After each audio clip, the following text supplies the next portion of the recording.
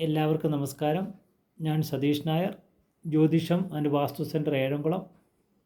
അപ്പം നമ്മൾ സാമാന്യ ജനങ്ങൾക്ക് മനസ്സിലാകുന്ന രീതിയിൽ വാസ്തുപരമായിട്ടുള്ള കാര്യങ്ങളാണ് ഇവിടെ പറയുന്നത്. അപ്പം കഴിഞ്ഞ ദിവസം നമ്മൾ ചർച്ച ചെയ്തത് ഒരു വീട് നിർമ്മിതിയുമായിട്ട് ആവശ്യമായിട്ടുള്ള എന്തൊക്കെ കാര്യങ്ങൾ നമ്മൾ അറിഞ്ഞിരിക്കണം എന്നതിനെ പറ്റിയാണ്. അപ്പോൾ അതിനകത്ത് പ്രധാനമായിട്ടൊരു കാര്യമാണ് നമ്മളൊരു പ്ലാൻ വരയ്ക്കുന്നതിനെ പറ്റി. ഇത് നമുക്ക് പ്ലാൻ വരയ്ക്കുന്ന കാര്യങ്ങളെപ്പറ്റി നമുക്കൊന്ന് ഏകദേശമായിട്ടൊന്ന് നമുക്ക് മനസ്സിലാക്കാം. അപ്പോൾ നമ്മൾ പ്ലാൻ വരയ്ക്കുന്നതിന് മുമ്പ് തന്നെ നമ്മളൊന്ന് ചിന്തിക്കണം, നമുക്ക് എന്തൊക്കെ കാര്യങ്ങളാണ് വേണ്ടത് ഒരു ഗ്രഹത്തിന്. അപ്പോൾ അത് നമുക്ക് അടുക്കള വേണം, സ്റ്റോർ റൂം വേണം, അതുപോലെ തന്നെ ഹാള് വേണം, നമുക്ക് ലിവിങ് റൂം വേണം, അതുപോലെ ബെഡ്റൂമുകൾ വേണം, അതിനനുസൃതമായിട്ടുള്ള പൂജാമുറി വേണമെങ്കിൽ അത്, ബാത്റൂമുകൾ, ഇതൊക്കെ നമുക്ക് ഏതൊക്കെ ഭാഗങ്ങളിൽ നിൽക്കണം എന്നതിനെ പറ്റിയും ഒരു ധാരണ നമുക്ക് ആവശ്യമായിട്ടുണ്ട്. നമ്മൾ പ്ലാൻ വരയ്ക്കുന്നവരോട് ചെന്ന് ഇതൊക്കെ പറയുമ്പോൾ അവരൊരു പ്ലാൻ വരച്ച് നമുക്ക് തരും.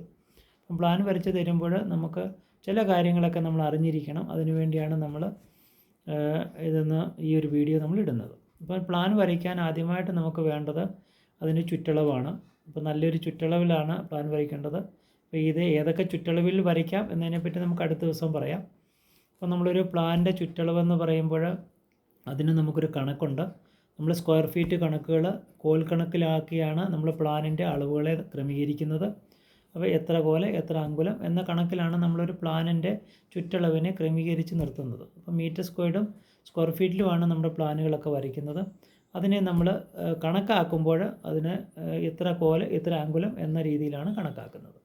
അപ്പോൾ ഇത് നമ്മൾ വരുമ്പോൾ ഇത് നമുക്ക് പ്ലാനിനൊരു വയസ്സ് സങ്കല്പിക്കും, നക്ഷത്രം സങ്കല്പിക്കും, തിഥി, അങ്ങനെ എല്ലാ കാര്യങ്ങളും ഒത്തൊരുമിച്ചുകൊണ്ട് ഉത്തമമായിട്ടൊരു ഗ്രഹമാണോ നമ്മൾ പ്ലാൻ വരയ്ക്കുന്നത് എങ്കിൽ മാത്രമേ നമുക്കത് ഉത്തമമായിട്ട് വരികയുള്ളൂ.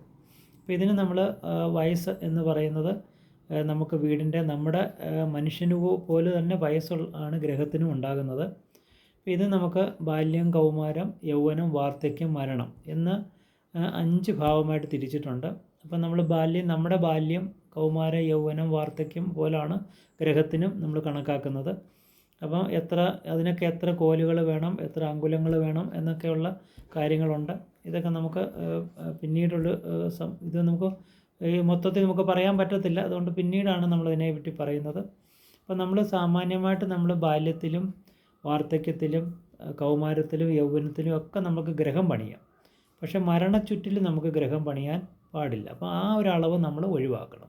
അപ്പോൾ നമ്മൾ ബാല്യമായാലും വാർദ്ധക്യമായാലും ഉത്തമ കണക്കിലേക്ക് നമുക്ക് ഗ്രഹം പണിയാം, കൗമാരമായാലും യൗവനമായാലും ഉത്തമ കണക്കിലേക്ക് നമുക്ക് ഗ്രഹം പണിയാം. അപ്പം നമ്മൾ ചുറ്റളവ് മനസ്സിലാക്കി ഉത്തമമായിട്ടുള്ളൊരു ചുറ്റളവിൽ വേണം ആദ്യമായിട്ട് നമ്മൾ പ്ലാൻ വരയ്ക്കാൻ. അത് നമ്മൾ കോൽ കണക്കിലേക്ക് വരുമ്പോൾ എത്ര കോല എത്ര അങ്കുലം എന്നൊരു കണക്കിലേക്ക് വരുമ്പോഴാണ് നമ്മുടെ വീട് ഉത്തമമായിട്ടുള്ള ബാല്യം, കൗമാരം എന്ന വയസ്സിലേക്ക് വരികയുള്ളൂ. അപ്പോൾ അത് നമ്മൾ കണക്കാക്കുമ്പോൾ അതിനൊരു നക്ഷത്രം കാണും, തിഥി കാണും. അപ്പോൾ ഇതിന് ദോഷങ്ങൾ എന്തെങ്കിലും ഉണ്ടോ എന്ന് നമുക്ക് അതിൽ നിന്ന് മനസ്സിലാക്കാൻ വരും. പിന്നെ പ്രധാനമായിട്ട് വ്യയങ്ങളുണ്ട്. കാരണം നമ്മുടെ വീട്ടിൽ വ്യയം എന്ന് പറയുന്ന എന്ന് വെച്ചാൽ വരുമാനവും ചെലവും എന്ന് പറയുന്ന ഒരു കാര്യമുണ്ട്. അപ്പം നമ്മൾ ആയത്തിലാണ് നമ്മൾ ഗ്രഹം നിൽക്കേണ്ടത്. വ്യയത്തിലേക്ക് പോയി കഴിഞ്ഞാൽ നമുക്ക് ആ ഗ്രഹത്തിൽ ചെലവ് കൂടും. അപ്പോൾ ഇതൊക്കെ നമുക്ക് ചുറ്റളവിൽ നമുക്ക് മനസ്സിലാക്കാൻ പറ്റുന്ന കാര്യങ്ങളാണ്. അപ്പോൾ ഇതൊക്കെ നമ്മൾ ഏകദേശം ഒന്ന് മനസ്സിലാക്കിക്കൊണ്ട് വേണം ഒരു പ്ലാൻ വരയ്ക്കാൻ. പിന്നെ ഇതിനകത്ത് ക്രമീകരണങ്ങൾ എങ്ങനെയൊക്കെ നടത്തണമെന്ന് നമുക്ക് അടുത്തൊരു വീഡിയോയിലാണ് പറയുന്നത്.